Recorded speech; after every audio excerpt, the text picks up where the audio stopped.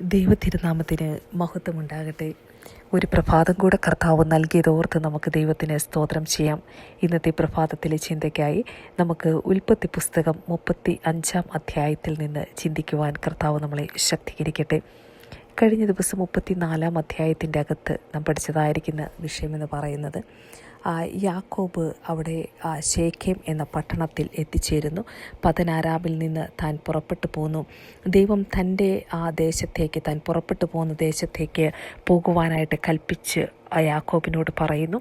യാക്കോബ് അങ്ങോട്ട് മടങ്ങിപ്പോകുന്നു.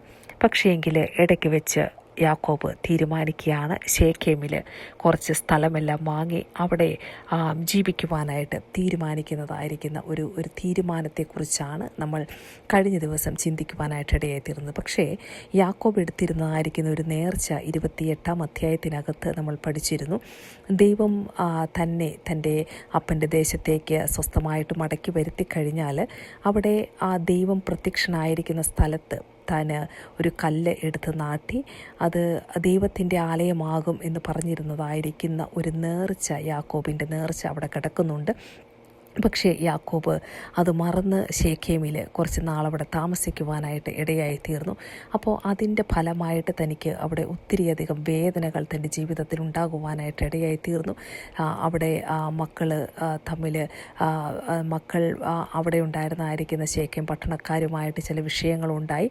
യാക്കോബിൻ്റെ മകള് ദീന ഒരു വ്യക്തി മുഖാന്തരം, അവിടെ ഉണ്ടായിരുന്നതായിരിക്കുന്ന ഒരു പ്രഭുവിൻ്റെ മകൻ മുഖാന്തരം നശിക്കപ്പെടുവാനൊക്കെ ഇടയായിട്ട് തീർന്നതായിട്ട് നമുക്ക് വചനത്തിൽ നിന്ന് കഴിഞ്ഞ ദിവസം നമ്മൾ കണ്ടു. അങ്ങനെ വളരെ പ്രതികൂലം സഹിച്ചതായിരിക്കുന്ന ആ യാക്കോബ് ഒത്തിരി കഷ്ടത തൻ്റെ ജീവിതത്തിൻ്റെ അകത്ത് ആ ശേഖേമിൽ പാർത്തത് കൊണ്ടുവന്നു. പക്ഷേ 35 അധ്യായത്തിലേക്ക് നോക്കിക്കഴിയുമ്പോൾ ദൈവത്തിൻ്റെ സ്നേഹം അവിടെ നമുക്ക് കാണുവാനായിട്ട് കഴിയും. ഹല്ലേലൂയ. ആ ശേഖേമിലേക്ക് പോയതായിരിക്കുന്ന യാക്കോബ് അവിടെ കിടന്ന് നശിച്ചു പോകട്ടെ എന്നല്ല ദൈവം അവിടെ യാക്കോബിനെ കുറിച്ച് ആഗ്രഹിച്ചത്. ദൈവിക പദ്ധതി അങ്ങനെയൊന്നായിരുന്നില്ല. അവിടെ കിടന്ന് നശിക്കുവാനായിരുന്നില്ല ദൈവത്തിൻ്റെ പദ്ധതി എന്ന് പറയുന്നത്. ഹല്ലേലൂയ. യാക്കോബിൻ്റെ ജീവിതത്തിൻ്റെ അകത്ത്, തീരുമാനത്തിൻ്റെ അകത്ത് ഒരു തെറ്റ് വന്നതായിരിക്കുന്ന സാഹചര്യത്തിൽ, ആ ശേഖേമിൽ താൻ പ്രതികൂലങ്ങൾ അനുഭവിച്ചതായിരിക്കുന്ന സാഹചര്യത്തിൽ ദൈവം യാക്കോബിനോട് പറയുകയാണ്. അങ്ങനെയാണ് 35 അധ്യായം തുടക്കുന്നത്. അവിടെ ഇങ്ങനെ വായിക്കുന്നു. ദൈവം പറയുകയാണ്, അനന്തരം ദൈവം യാക്കോബിനോട്, നീ പുറപ്പെട്ട് ബേഥേലിൽ ചെന്ന് പാർക്കാം. നിന്റെ സഹോദരനായ ഏശാവിൻ്റെ മുമ്പിൽ നിന്ന് നീ ഓടിപ്പോകുമ്പോൾ നിനക്ക് പ്രത്യക്ഷനായ ദൈവത്തിന് അവിടെ ഒരു യാഗപീഠമുണ്ടാക്കുക എന്ന് കൽപ്പിച്ചു. കാരണം അത് അവൻ്റെ നേർച്ചയാണ്, ഇത് യാക്കോബിൻ്റെ നേർച്ചയാണ്. യാക്കോബ് നേർച്ച യാക്കോബ് മറന്നപ്പോൾ ദൈവം അവിടെ റിമൈൻഡ് ചെയ്യുന്ന നല്ല ഒരു ദൈവമാണ് നമ്മുടെ ദൈവം. ഹല്ലേലൂയ.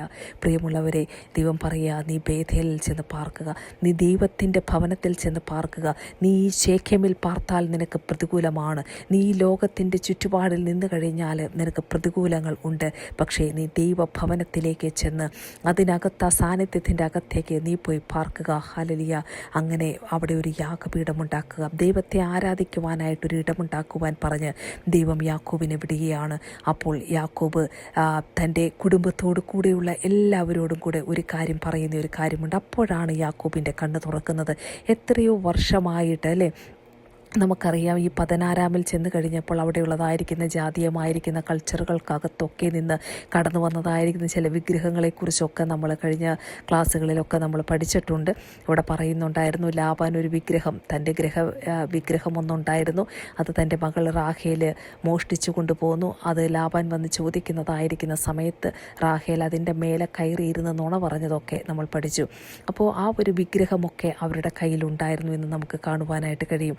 അവിടെ ദൈവം പ്രത്യക്ഷപ്പെട്ട് കഴിഞ്ഞ ഈ ഒരു ശേഖേമിൻ്റെ പ്രതികൂലം കഴിഞ്ഞതിന് ശേഷം ദൈവം തന്നെ വീണ്ടും തൻ്റെ വാഗ്ദത്തത്തെ റിമൈൻഡ് ചെയ്ത് മുന്നോട്ട് വിടുന്നതായിരിക്കുന്ന സാഹചര്യത്തിൽ യാക്കോബിൻ്റെ കണ്ണവിടെ തുറക്കുകയാണ്. അവിടെ പറയുന്നുണ്ട്, അന്നേരമാണ് യാക്കോബിൻ്റെ ഒരു യഥാർത്ഥ സ്വഭാവം, അല്ലെങ്കിൽ അവിടെ താൻ ചെയ്യേണ്ടതായിരിക്കുന്ന ഒരു യഥാർത്ഥ ഒരു ആക്ഷൻ നമുക്കവിടെ കാണുവാനായിട്ട് കഴിയുന്നത്.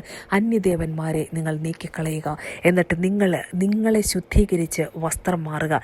അന്യദേവന്മാരെന്ന് പറഞ്ഞു കഴിഞ്ഞാൽ ഇന്ന് നാം ചിന്തിക്കുമ്പോൾ ഹല്ലേലൂയ, ഈ ബേഥേലിലേക്ക് പോകുന്നതിന് മുമ്പ് അല്ലേ, ദൈവഭവനത്തിലേക്ക് പോകുന്നതിന് മുമ്പ് ഇന്ന് നമ്മുടെ ഭവനം, നമ്മുടെ ആ ഒരു ആലയമാണ് ദൈവത്തിൻ്റെ ഭവനമെന്ന് നമുക്കറിയാം.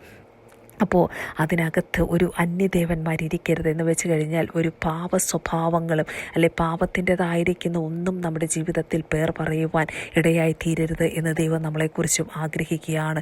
ക്ഷമിക്കപ്പെടാൻ പറ്റാത്തതായിരിക്കുന്ന കാര്യങ്ങൾ, അസൂയ വെച്ച് പുലർത്തുന്നതായിരിക്കുന്ന മേഖലകൾ, മറ്റുള്ളവർക്ക് ബഹുമാനം കൊടുക്കേണ്ടതായിരിക്കുന്ന മേഖലകളിൽ കൊടുക്കാതിരിക്കുന്നത്, അല്ലെ ദൈവത്തിൻ്റെ സ്നേഹം പ്രകടിപ്പിക്കേണ്ട മേഖലകളിൽ നാം പ്രകടിപ്പിക്കാതെ, അല്ലെങ്കിൽ നമ്മുടെ ഉള്ളത്തിനകത്ത് വിദ്വേഷം നമ്മൾ സംഭരിച്ചു വെക്കുന്നതായിരിക്കുന്ന മേഖലകൾ ഏതെങ്കിലും ഉണ്ടെങ്കിൽ, വാദമുണ്ട്, പിറുപിറുപ്പുണ്ട്, കോപമുണ്ട്, ഈർഷ്യയുണ്ട്, പകയുണ്ട്, പിണക്കമുണ്ട്, അങ്ങനെ പൈശാചികമായിരിക്കുന്ന ഏതെങ്കിലും സ്വഭാവങ്ങൾ, അന്യദേവന്മാരുടെ സ്വഭാവങ്ങൾ നമ്മുടെ ജീവിതത്തിൻ്റെ അകത്തുണ്ടെങ്കിൽ അതിനെ ശുദ്ധീകരിച്ചിട്ട് വേണം ബേഥേലിലേക്ക് പോകുവാൻ. ഇവിടെ പറയുന്നുണ്ട്, അതിനെ ശുദ്ധീകരിച്ച് വസ്ത്രം മാറുവിൻ. വസ്ത്രം എന്ന് കാണിക്കുന്നത് ഒരു ക്യാരക്ടറാണ്, ഒരു വ്യക്തിയെ കാണിക്കുന്നത്. ആ വസ്ത്രം കാണിക്കുന്നത് അവൻ്റെ സ്വഭാവമാണ്. ഇല്ലേ, മാറ്റേണ്ടതായിരിക്കുന്ന ഒന്ന് നമ്മുടെ ജീവിതത്തിനകത്തുണ്ടെങ്കിൽ പ്രിയമുള്ളവരെ, നമ്മുടെ ജീവിതത്തിനകത്ത് അത് മാറി മുന്നേറുവാൻ ദൈവം നമ്മളെയും സഹായിക്കട്ടെ. ശേഖേമിൽ കിടന്ന് നശിക്കണ്ട എന്ന് പറഞ്ഞ് ദൈവം മുന്നോട്ട് വിടുമ്പോൾ അവിടെ ശേഖേമിൽ കരുവേലകത്തിൻ്റെ കീഴിൽ അവിടെയുള്ളതായിരിക്കുന്ന വിഗ്രഹങ്ങളെ എല്ലാം കുഴിച്ചിട്ടിട്ടാണ് അടുത്ത ഒരു യാത്രയ്ക്ക് അവർ പോകുന്നത് എന്ന് കാണുവാനായിട്ട് കഴിയും. അവർ തങ്ങളുടെ കാതുകളിലെ കുണക്കുകളൊക്കെ കൊടുത്തു. കാരണം ഈ അന്നത്തെ കാലത്ത് പഠിക്കുമ്പോൾ നമുക്ക് മനസ്സിലാക്കുവാനായിട്ട് കഴിയും, അവർ ഇട്ടിരുന്നതായിരിക്കുന്ന ആഭരണങ്ങൾക്കകത്തൊക്കെ ഈ മന്ത്രശക്തികളൊക്കെ ആവാഹിച്ച് വെച്ച്, ഇന്നുമുണ്ടല്ലോ അങ്ങനെയുള്ളതായിരിക്കുന്ന കാര്യങ്ങൾ.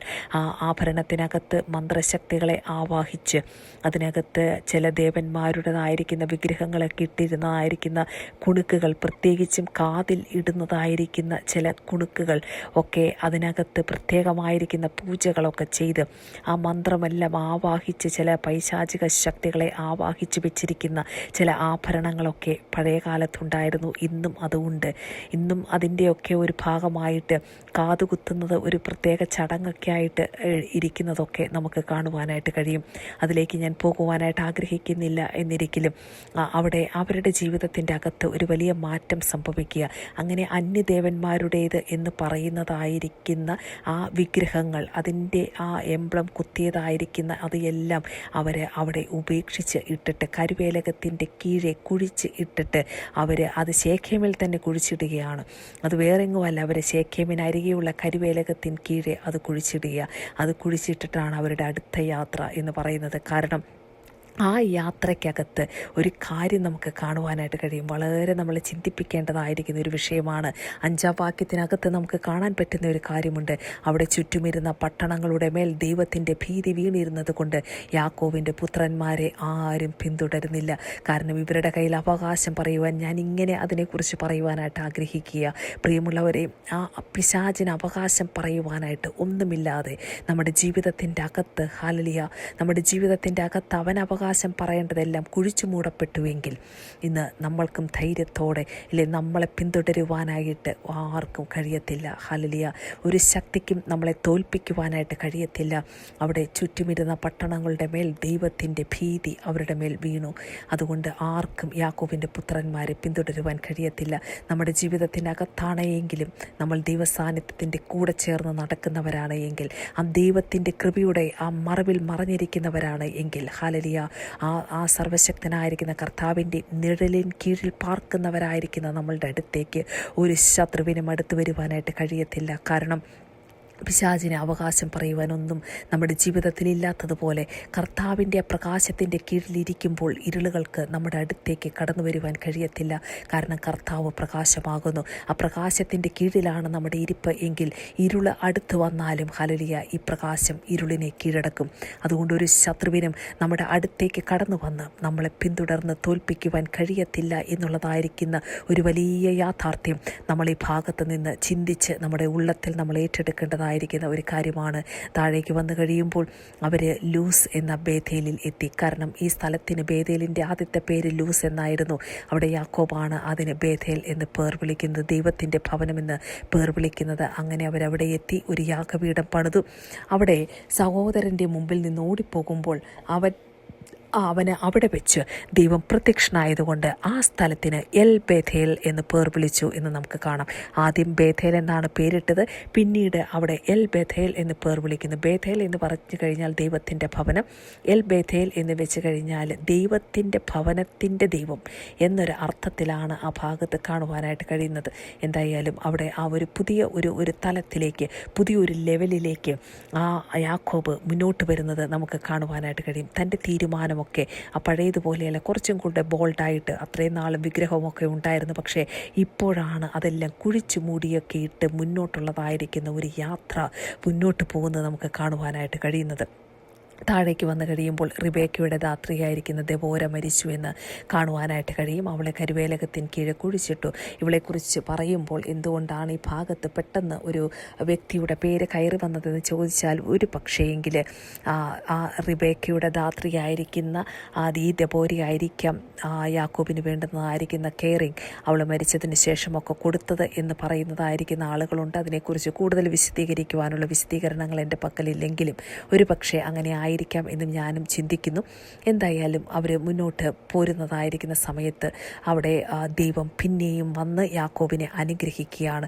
എന്നിട്ട് പറയുകയാണ്, ഇനി നിൻ്റെ പേര്, ദൈവം പറയുകയാണ്, നിൻ്റെ പേര് യാക്കോബ് എന്നല്ലോ, ഇനി നിനക്ക് യാക്കോബ് എന്നല്ല ഇസ്രായേൽ എന്ന് തന്നെ പേരാകണം. അല്ലെ, ദൈവം നേരത്തെ വന്ന് പറഞ്ഞിട്ടുണ്ടായിരുന്നു ആ കാര്യങ്ങൾ, പക്ഷെ ഇവിടെ ദൈവം വീണ്ടും പറയുകയാണ്, നിനക്ക് ഇസ്രായേൽ എന്ന് തന്നെ പേരാകണം എന്ന് കൽപ്പിച്ച് അവന് ഇസ്രായേൽ എന്ന് ദൈവം പേരിടുക. ഇല്ലേ, അവൻ്റെ ജീവിതത്തിൻ്റെ അകത്ത് ഒരു ബോൾട്ടായിരിക്കുന്ന ദൈവം നേരത്തെ വാഗ്ദത്തം ചെയ്തായിരുന്നു, നീ ഇസ്രായേലാന്നൊക്കെ പറഞ്ഞു പോയി. പക്ഷെ ഇവിടെ വന്ന് ദൈവം വാഗ്ദത്തത്തെ വീണ്ടും ഉറപ്പിക്കുകയാണ്. എപ്പോഴാണ് ഈ ചെയ്യേണ്ടതായിരിക്കുന്ന ഒരു സ്റ്റെപ്പ് ആ ഇസ്രായേൽ അല്ലെങ്കിൽ യാക്കോബ് ചെയ്തതായിരിക്കുന്ന സമയത്ത് ദൈവം പറയുകയാണ്, ഇനി അതാണ് അവിടെ നമ്മൾ ശ്രദ്ധിക്കേണ്ടതായിരിക്കുന്ന ഒരു കാര്യം. ഇനി നിനക്ക് യാക്കോബ് എന്നല്ല ഇസ്രായേൽ എന്ന് തന്നെ പേരാകണം. കാരണം ചില കാര്യങ്ങൾക്ക് വേണ്ടി യാക്കോബ് ബോൾഡായി, ചില തീരുമാനങ്ങൾക്ക് വേണ്ടി യാക്കോബ് ബോൾഡായി. ഇല്ല, ഇത്രയും നാൾ നിന്നതുപോലെയല്ല യാക്കോബിൻ്റെ ജീവിതത്തിൻ്റെ അകത്തൊരു മാറ്റം കണ്ടപ്പോൾ ദൈവത്തിനും ഇരിക്കുവാൻ കഴിഞ്ഞില്ല. ദൈവം വീണ്ടും ഇറങ്ങി വരികയാണ് യാക്കോബിൻ്റെ അടുക്കിലേക്ക്. എന്നിട്ട് പറയുന്നു, ഇനി നിനക്ക് യാക്കോബ് എന്നല്ല ഇസ്രായേൽ എന്ന് തന്നെ പേരാകണം. അല്ലെ, എത്രയോ നല്ലൊരു ദൈവമാണ് നമ്മുടെ ദൈവം. വളരെ പേഷ്യൻസോടെ നമ്മുടെ ആവശ്യങ്ങൾ അറിഞ്ഞ് നമ്മുടെ സ്വഭാവങ്ങൾ മനസ്സിലാക്കി നമ്മുടെ ജീവിതത്തിൻ്റെ അകത്ത് കൂടെ നിന്ന് നമ്മളെ പണിതെടുക്കുന്ന ഒരു ദൈവം. ഹല്ലേലൂയ. കുശവൻ്റെ കയ്യിലെ കളിമൺ പാത്രം പോലെ നമ്മളെ പണിതെടുക്കുന്ന സർവ്വശക്തൻ്റെ സ്നേഹത്തിൻ്റെ മുമ്പിൽ നമുക്കൊരു പ്രാവശ്യം കൂടെ നമ്മളെ ഏൽപ്പിച്ചു കൊടുക്കാം. അങ്ങനെ എന്തു തന്നെയായിരുന്നാലും നമുക്ക് കാണുവാനായിട്ട് കഴിയും. താഴേക്ക് വന്നു കഴിയുമ്പോൾ അടുത്ത ഒരു കാഴ്ച അല്ലെങ്കിൽ അടുത്ത ഒരു പിക്ചർ എന്ന് പറയുന്നത് റാഹേലിന് ഒരു പ്രസവ വേദന വരുന്നു. അവൾക്ക് അതികഠിനമായിരിക്കുന്ന വേദന വന്നു. അങ്ങനെ ആ അതികഠിനമായിരിക്കുന്ന വേദന വന്ന് ആ കുഞ്ഞിനെ പ്രസവിക്കുന്നു. പക്ഷേ കുഞ്ഞിനെ പ്രസവിച്ചതിന് ശേഷം ഉടനെ തന്നെ അവൾ മരിച്ചുപോയി എന്ന് നമുക്ക് കാണുവാനായിട്ട് കഴിയും. അപ്പോൾ അവൾ വളരെ വേദനയോടെയാണ് മകനെ പ്രസവിച്ചത്. ആ വേദനയെങ്കിൽ അവിടെ അവൾ മരിക്കുകയാണ്. ഇല്ലേ, എന്നിട്ട് നമുക്ക് കാണാൻ പറ്റുന്ന ഒരു കാര്യമുണ്ട്. അതിൻ്റെ 19-ാം വാക്യത്തിൽ ഇങ്ങനെ വായിക്കുന്നു, റാഹേൽ മരിച്ചിട്ട് അവളെ ബേത്ലഹേം എന്ന എഫ്രാത്തിന് പോകുന്ന വഴിയിൽ അടക്കം ചെയ്തു. അപ്പോൾ റാഹേലിന് പ്രോപ്പറായിട്ടൊരു അടക്കം പോലും കിട്ടിയില്ലെന്ന് നമുക്ക് കാണാനായിട്ട് കഴിയും. അല്ലെ, ബേത്ലഹേമിന് അവർ പോകുന്ന വഴിയിലാണ് ഈ റാഹേലിനെ ബേത്ലഹേം എന്ന എഫ്രാത്തിന് പോകുന്ന വഴിയിലാണ് അവളെ അവിടെ അടക്കം ചെയ്യുന്നതെന്ന് കാണുവാനായിട്ട് കഴിയും.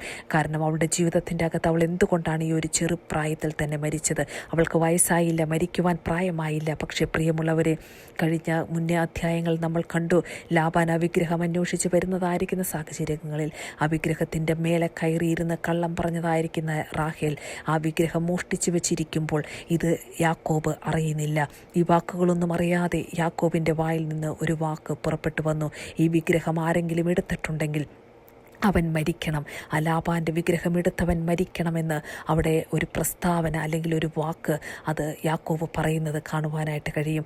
നമ്മൾ വളരെ ഭയത്തോടെ ആ അധ്യായം പഠിച്ചപ്പോൾ നമ്മൾ പറഞ്ഞ നമ്മുടെ വാക്കുകൾക്കകത്ത് നമ്മൾ വളരെ ശ്രദ്ധിക്കേണ്ടതായിരിക്കുന്ന ആവശ്യമുണ്ട് എന്ന് ഇവിടെ നമുക്ക് ഈ പിക്ചർ കാണുമ്പോൾ വളരെ വിഷമം തോന്നുന്നതായിരിക്കുന്ന ഒരു പിക്ചറാണ്.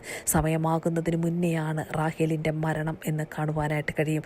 ഈ മരണം എവിടെ നിന്ന് വന്നു എന്ന് ചോദിച്ചു കഴിഞ്ഞാൽ നാം വളരെ ചിന്തിക്കേണ്ടതായിട്ടിരിക്കുന്നു. റാഹേലിൻ്റെ ജീവിതത്തിൻ്റെ അകത്തും യാക്കോബിൻ്റെ ജീവിതത്തിൻ്റെ അകത്തേക്കും ഒക്കെ നോക്കിക്കഴിയുമ്പോൾ അതിനുള്ള ഉത്തരങ്ങൾ നമുക്കവിടെ കാണുവാനായിട്ട് കഴിയും.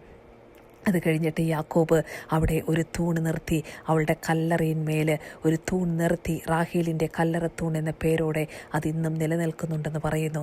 അവിടെ ആ യാക്കോബ് ആ ഒരു തൂൺ നിർത്തി അവളെ അവിടെ അടക്കം ചെയ്യുകയാണ്. അവളെ അവിടെ അടക്കം ചെയ്തു. അത് കഴിഞ്ഞിട്ട് 21-ാം വാക്യത്തിലേക്ക് നോക്കുമ്പോൾ നമുക്ക് വളരെ ശ്രദ്ധേയമായിരിക്കുന്ന ഒരു കാര്യം കാണുവാനായിട്ട് കഴിയും. അവിടെ പറയുകയാണ്, പിന്നെ ഇസ്രായേൽ യാത്ര പുറപ്പെട്ടു. അപ്പോൾ യാക്കോബ് എവിടെ പോയി അല്ലേ? ആ വാക്യത്തിനകത്ത് നമ്മൾ കാണുകയാണ്, ആ 21-22 വാക്യങ്ങളിൽ 3 പ്രാവശ്യമാണ് യാക്കോബിനെ ഇസ്രായേൽ എന്ന് പറഞ്ഞിരിക്കുന്നത്. ഉടനടി ദൈവം മുന്നവേ പറഞ്ഞിരുന്നു, ഇനി നീ ഇസ്രായേൽ ആവുകയാ അല്ലേ? അത് കഴിഞ്ഞപ്പോൾ തന്നെ ആര് മരിക്കുന്നു? റാഹേൽ മരിക്കുന്നു. റാഹേൽ മരിച്ചു കഴിഞ്ഞതിന് ശേഷം പിന്നെ അവൻ ഇസ്രായേൽ യാത്ര പുറപ്പെട്ടു അല്ലേ? തൻ്റെ ജീവിതത്തിൻ്റെ അകത്ത് ഒരു പക്ഷേ താൻ ഏറ്റവും സ്നേഹിച്ചിരുന്നതായിരിക്കുന്ന വ്യക്തി അതും തൻ്റെ ജീവിതത്തിൽ നിന്ന് പോയി അല്ലേ? ഇനി താൻ മുന്നോട്ട് ഒരു ഇസ്രായേലായി താൻ മുന്നോട്ട് യാത്ര പുറപ്പെടുകയാണ്. അത് കഴിഞ്ഞ് താഴേക്ക് നമ്മൾ വായിച്ചു കഴിയുമ്പോൾ തൻ്റെ ജീവിതത്തിൻ്റെ അകത്ത് പിന്നെയും ചില വിഷമങ്ങളൊക്കെ വരുന്നുണ്ട്. കാരണം തൻ്റെ മകനായിരിക്കുന്ന രൂപേൻ ചെന്ന് തൻ്റെ വെപ്പാട്ടിയായ ബിൽഹയോട് കൂടെ ശയിക്കുകയും ഇസ്രായേൽ അതായത് യാക്കോബ് അത് കേൾക്കുകയും ചെയ്തു എന്നൊക്കെ കാണുവാനായിട്ട് കഴിയും. ചില വിഷമതകൾ തൻ്റെ ജീവിതത്തിൻ്റെ അകത്ത് വീണ്ടും വരുന്നുണ്ട്. പിന്നെ താഴേക്ക് വന്നു കഴിയുമ്പോൾ നമുക്ക് കാണാൻ കഴിയുന്ന കാര്യം, അങ്ങനെ യാക്കോബ് കിര്യത്ത് തർബ എന്ന മമ്രയിൽ തൻ്റെ അപ്പനായ ഇസഹാക്കിൻ്റെ അടുക്കൽ വന്നു. അബ്രഹാമും ഇസഹാക്കും പാർത്തിരുന്ന ഹെബ്രോൻ അത് തന്നെയാണ് എന്ന് നമുക്ക് കാണുവാനായിട്ട് കഴിയും. അപ്പോൾ ഹെബ്രോനിലെത്തി, അവസാന ഹെബ്രോനിലെത്തി. അങ്ങനെ ഇസഹാക്കിന് 180 വയസ്സായ സമയത്ത് ഇസഹാക്ക് മരിക്കുന്നു. വയോധികനും കാലസമ്പൂർണനുമായി പ്രാണനെ വിട്ട് മരിച്ചു, തൻ്റെ ജനത്തോട് ചേർന്നു എന്ന് എഴുതിയിരിക്കുന്നു. അവൻ്റെ പുത്രന്മാരായിരുന്ന ഏശാവും യാക്കോബും കൂടെ അവനെ അടക്കം ചെയ്തു എന്നും നമുക്ക് കാണുവാനായിട്ട് കഴിയും. അപ്പോൾ ഈ ഒരു അധ്യായത്തിൻ്റെ അകത്ത് 3 മരണങ്ങൾ നമ്മൾ കണ്ടു അല്ലേ? തുടക്കത്തിനകത്ത് നമ്മൾ വായിച്ചു റിബേക്കയുടെ ധാത്രി മരിച്ചതായിരിക്കുന്ന ഒരു മരണം, അത് കഴിഞ്ഞിട്ട് റാഹേലിൻ്റെ മരണം, അതും കഴിഞ്ഞിട്ട് ഇസഹാക്കിൻ്റെ മരണം. ഇങ്ങനെ 3 മരണങ്ങൾ നമ്മൾ ഈ അധ്യായത്തിനകത്ത് കാണുവാനായിട്ട് കഴിയുന്നു. അവിടെ അതുമാത്രമല്ല, ഇസ്രായേൽ എന്ന ഒരു പേരോടുകൂടെ അവിടെ യാക്കോബ് മുന്നോട്ട് പോരുന്നതായിരിക്കുന്ന ഒരു കാഴ്ചയും നമുക്ക് കാണുവാനായിട്ട് കഴിഞ്ഞല്ലോ. പ്രിയമുള്ളവരെ, ഈ കേട്ട വചനഭാഗങ്ങളാൽ ദൈവം നമ്മളെ ഓരോരുത്തരെയും അനുഗ്രഹിക്കട്ടെ. നമ്മുടെ ജീവിതത്തിൻ്റെ അകത്തും തീരുമാനങ്ങൾ ഒത്തിരി പാളിപ്പോയ സാഹചര്യങ്ങളുണ്ട്. പക്ഷേ അവിടെ വന്ന് തമ്പുരാൻ കറക്റ്റ് ചെയ്യുന്നതായിരിക്കുന്ന സമയത്ത് ആ ദൈവവിളി കേട്ട് മുന്നോട്ട് ചലിക്കുവാൻ ദൈവം നമ്മളെയും സഹായിക്കട്ടെ എന്ന് പ്രാർത്ഥിച്ചുകൊണ്ട് ദൈവത്തിൻ്റെ നാമമഹത്വത്തിനായി ഈ വചനങ്ങളെ സമർപ്പിക്കുന്നു. കേട്ട ഓരോ ദൈവമക്കളെ ദൈവം ശ്രേഷ്ഠമായി അനുഗ്രഹിക്കട്ടെ. ആമേൻ.